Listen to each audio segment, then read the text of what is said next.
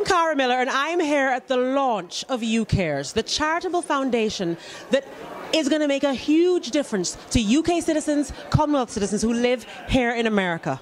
Now, I'm here with the chairman, Marc Conneely. Can you tell me why on earth you set this charity up? I'm in the fortunate position that over the years I've managed to live in various places. I lived in Asia, Hong Kong, China, the Middle East, a lot of places throughout Europe. And I came to live in California 2 years ago. And I was pretty amazed that there's a Romanian society, there's Russian societies, most societies you can think of. But there's not really a UK slant charity setup where people, if they're down on their luck, they need some help, they need some support, and I thought it was about time that there was one. So the UKares Foundation started really across a crowded table, and it's culminated in, of course, the launch this evening. I mean, this is fantastic. What kind of cases have you seen of need?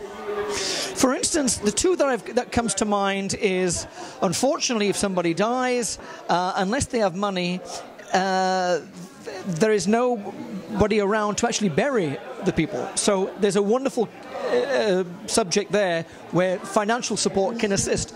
Also, the biggest area, I believe, is no matter how gregarious you are. I was born in Galway, the west coast of Ireland, and similar to the Jamaicans, I'm used to going to crazy places and not being shy in the corner, but not a lot of people can do that. And I don't care how gregarious or warm you are, you need friends. You need a helping hand, you need somebody to help and support. So UKares, I believe that is going to really help and assist people from the UK and, of course, from the British Commonwealth as well. This is wonderful. It's a funny thing. I think as well people are afraid to ask for help.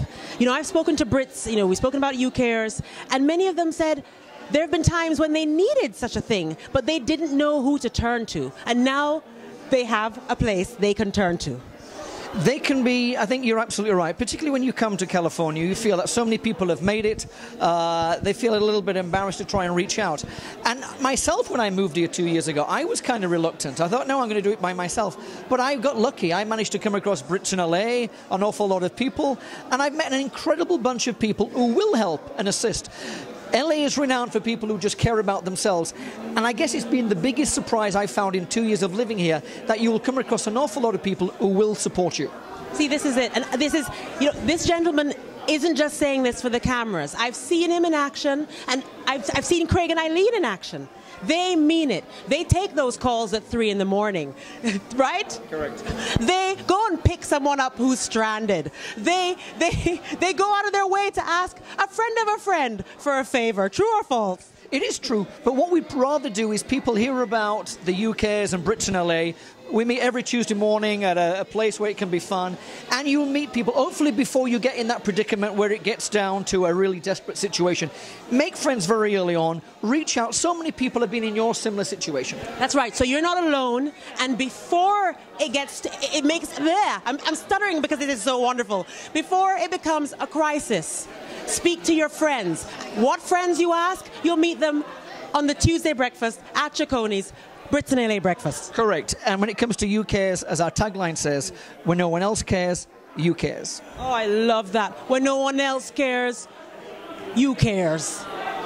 Thank you so much, Marc. You're very welcome. You're very welcome.